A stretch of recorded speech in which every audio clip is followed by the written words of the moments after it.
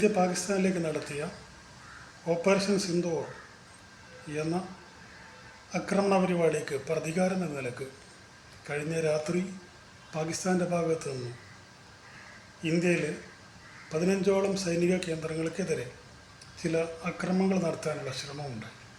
എന്നാൽ നമ്മുടെ പ്രതിരോധ സംവിധാനങ്ങളും നമ്മുടെ പ്രതിരോധ മിസൈലുകൾ ഉപയോഗിച്ച് ഈ ആക്രമണ പരിപാടികളെ നമ്മൾ തടയുകയും ഇതിനുപയോഗിക്കപ്പെട്ട മിസൈലുകൾ, വിമാനങ്ങൾ എന്നിവയെ നമ്മൾ തകർത്ത് തരിപ്പണമാക്കുകയും ചെയ്തു.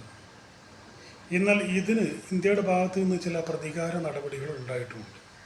നമുക്കറിയാം, കഴിഞ്ഞ ദിവസങ്ങളിൽ പാകിസ്ഥാനിലെ ലാഹോർ, റാവൽപിണ്ടി, ബലൂചിസ്ഥാൻ തുടങ്ങിയ പ്രദേശങ്ങളിൽ ഏതാനും സ്ഫോടന പരമ്പരകൾ ഉണ്ടായി. ഈ സ്ഫോടന പരമ്പരകളിൽ ആൾനാശം, വലിയ നാശനഷ്ടം പാകിസ്ഥാനിൽ സംഭവിച്ചിട്ടുമുണ്ട്. അപ്പോൾ ഇതിൻ്റെ പിന്നിൽ ഇന്ത്യയാണ് എന്നൊരു ഊഹാപോഹമുണ്ട്. നമ്മൾ ഒരു പ്രതികാരം എന്ന നിലക്ക് തന്ത്രപരമായി കളിച്ച ഒരു കളിയാണ് ഇത്.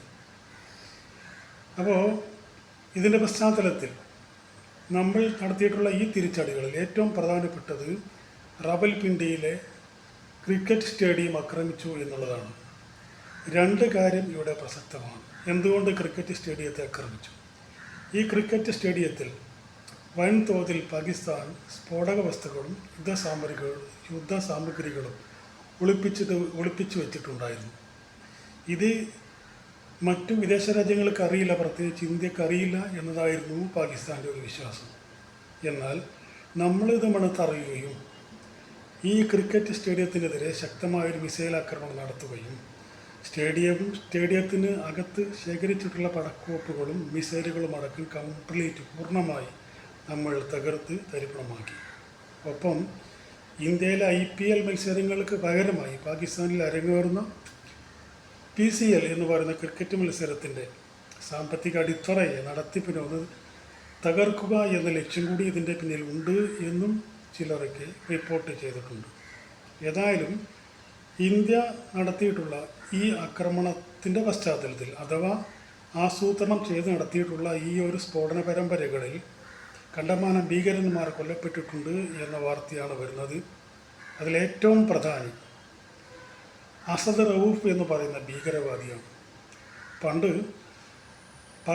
പണ്ട് നേപ്പാളിൽ നിന്ന് ഇന്ത്യയിലേക്ക് വരുന്ന വിമാനത്തിനെ കന്ദഹാറിലേക്ക് തട്ടിക്കൊണ്ടുപോയി ഈ ഭീകരവാദികളെ മോചിപ്പിക്കാൻ വേണ്ടി വിലപേശൽ നടത്തി അസദ് മസൂദ് അടക്കമുള്ള കൊടും ഭീകരന്മാരെ വിട്ടുകൊടുക്കാൻ ഇന്ത്യയെ നിർബന്ധിതനാക്കിയ ഒരു കൊടും ഭീകരവാദിയാണ് അസദ് റഊഫ്.